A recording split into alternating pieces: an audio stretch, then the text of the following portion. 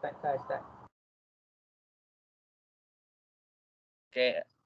Assalamualaikum warahmatullahi wabarakatuh. Nama saya Muhammad Khairin Fatihi Muhammad Rusdan. Nombor pendaftaran saya 02 DGU 19 F1119. Okey. Bersama saya iaitu empat lagi orang kawan sahabat saya yang membuat slide ini yang bernama Azrul Azri bin Sabri. Nombor pendaftaran 02 DGU 19 F1107. Ahmad Firdaus bin Abdul Talib 02 DGU 19 F111. Muhammad Amirul Ashraf bin Ma'aruf 02 DGU 19 F1115. Dan akhir sekali Amirul Anwar bin Ramarul Zaman 02 DGU 19 F1145. Okey. Tajuk yang diberi oleh lecturer kami untuk dibentangkan adalah aplikasi remote sensing dalam pemetaan lautan dan pesisir pantai. Okay, nama pensyarah ialah Encik Muhammad Firdaus bin Cik Ahmad. Okey. Aplikasi remote sensing dalam pemetaan lautan dan pesisir pantai. Abstrak. Indonesia adalah negara kepulauan yang berpotensi untuk sumber daya pesisir dan semula jadi lautan yang sangat besar. Potensi sumber semula jadi ini perlu diurus dengan baik agar dapat dimanfaat secara optimum untuk kesejahteraan bangsa Indonesia dengan terus memberi perhatian dan berusaha untuk memeliharanya. Okey. Pengurusan sumber asli pantai dan laut yang baik memerlukan kaedah dengan pendekatan pelbagai disiplin yang merangkumi pelbagai aspek seperti aspek penggunaan sumber, kelestarian alam sekitar dan aspek sosioekonomi masyarakat. Teknologi penginderaan jauh mempunyai keupayaan untuk mengenal pasti dan memantau perubahan sumber semula jadi dan persekitaran pantai dan laut. Kata kunci, penginderaan jauh, pantai dan lautan. Pendahuluan, kawasan pantai dan lautan adalah kawasan yang mempunyai potensi sumber sifat yang hebat dan boleh dimanfaatkan untuk meningkatkan pembangunan sumber di kawasan pesisir pantai dan lautan. Amnya terdiri daripada 3 kumpulan iaitu sumber. Iaitu yang pertama, sumber dapat dibolehkan. Sumber boleh diperbarui merangkumi hutan bakau, terumbu karang, rumput laut, sumber perikanan laut dan bahan bioaktif. Sumber yang tidak boleh diperbarui merangkumi petroleum, gas asli, sumber mineral dan geologi. Okey, saya akan pas kepada kawan saya dalam slide yang ketiga. Sekian, terima kasih.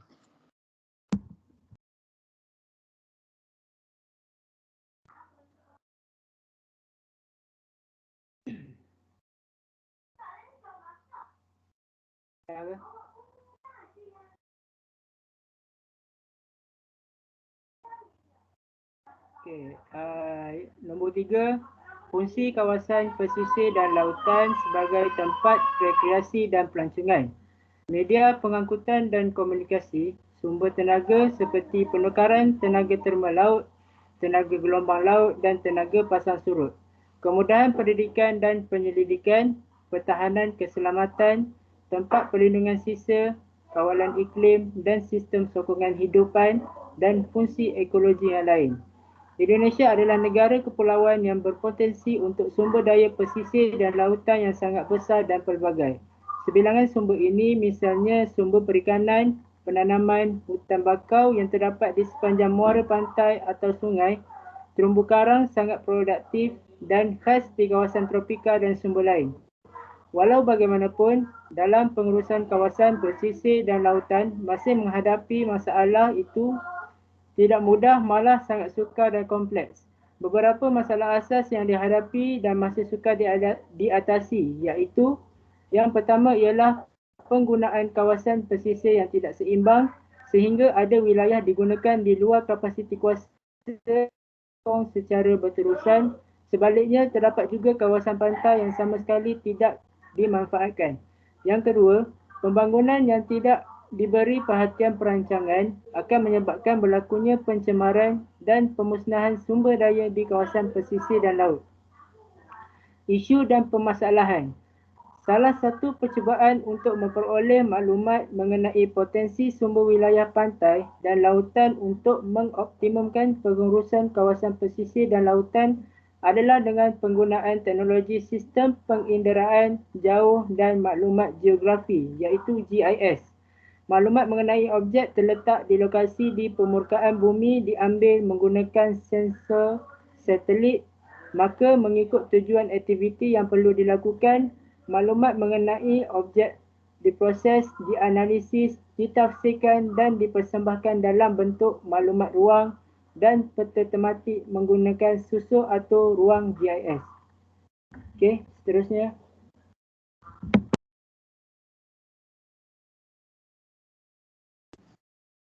Okey, sambungannya, penggunaan data penginderaan jauh dan GIS telah melakukan banyak perkara. Dalam hal ini, terdapat kawasan pesisir dan lautan khususnya sektor perikanan dan pengurusan wilayah pesisir dan lautan. Sebagai contoh, aplikasi penginderaan jauh bertujuan untuk memberikan maklumat mengenai zon potensi API, kesesuaian tanah perairan untuk perniagaan penanaman laut dan pelancongan. Okey, selain itu, pengenal pastian potensi wilayah kawasan pesisir seperti bakau, terumbu karang, rumput laut, pasir, pengezonan kawasan pemuliharaan laut, analisis potensi ekonomi kawasan pesisir pulau-pulau kecil, pemerhatian perubahan garis pantai, analisis pencemaran persekitaran, akuatik dan sebagainya. Okey, metodologi. Penginderaan jauh sangat bergantung kepada tenaga gelombang elektromagnet. Gelombang elektromagnet boleh datang dalam banyak perkara. Walau bagaimanapun, gelombang elektromagnet yang paling penting dalam penginderaan jauh adalah sinar matahari. Banyak sensor menggunakan tenaga pantulan cahaya matahari sebagai sumber gelombang elektromagnet. Akan tetapi, pelbagai sensor pengindera jauh menggunakan tenaga yang dikeluarkan oleh bumi dan sensor sahaja. Sensor yang menggunakan tenaga daripada pantulan cahaya matahari atau tenaga bumi dikenali sebagai sensor pasif.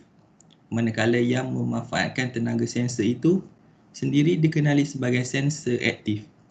Sebagai contohnya di bawah, iaitu sensor yang memanfaatkan energi daripada pantulan cahaya matahari atau energi bumi dinamakan sensor pasif. Energi dari sensor itu sendiri dinamakan sensor aktif. Okey, seterusnya.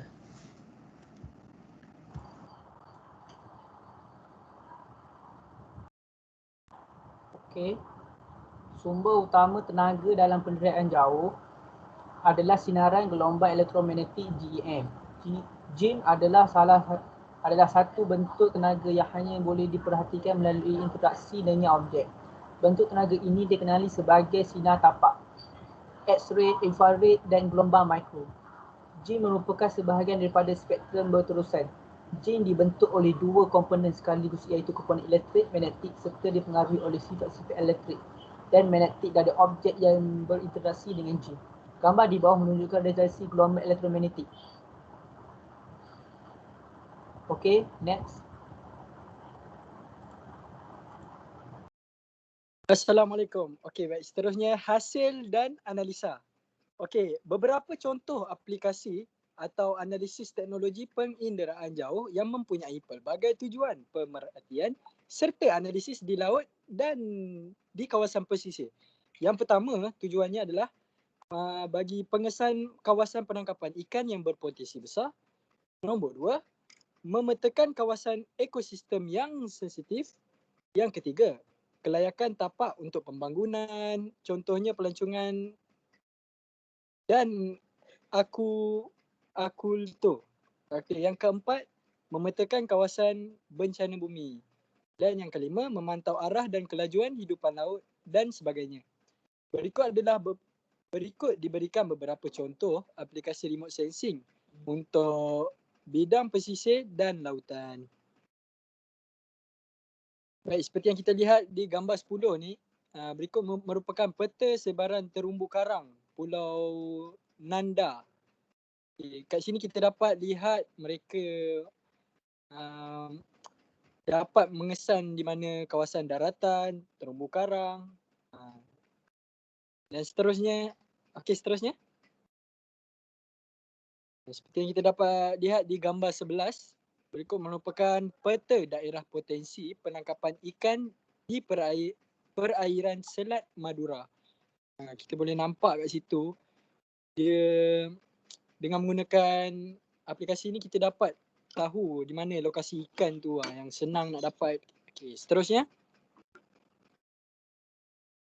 Okey, gambar 12 ni menunjukkan peta kesesuaian kawasan pelancong terumbu karang laut. Okey, sekian, itu saja daripada saya. Seterusnya. Okey, kesimpulannya, penderaan jauh laut, perikanan boleh menolong dalam pelbagai penyelidikan untuk difahami secara dinamik. Ianya termasuk pentadaran pantai dan lautan. Ia bermaksud kita memahami sumber alam yang terdapat di dalamnya, khususnya berkaitan dengan perikanan. Keperluan informasi untuk pengurusan kawasan pesisir dalam isu-isu atau pemalasan yang berkembang adalah diperlukan dengan tepat dan cepat. Pengideraan jauh telah menyumbang kemampuan untuk menyediakan informasi tersebut melalui penterjemahan informasi nilai ISA menjadi informasi termati. Dalam hal ini, ia terlepas dari permasalahan metod pemantauan yang ada serta penggunaan penginderaan jauh dan penginderaan jauh akan menjadi sebagai data utama terutamanya dalam monitoring dan pengukuran parameter biofizik di kawasan pesisir. Okey, sekian, terima kasih daripada kami.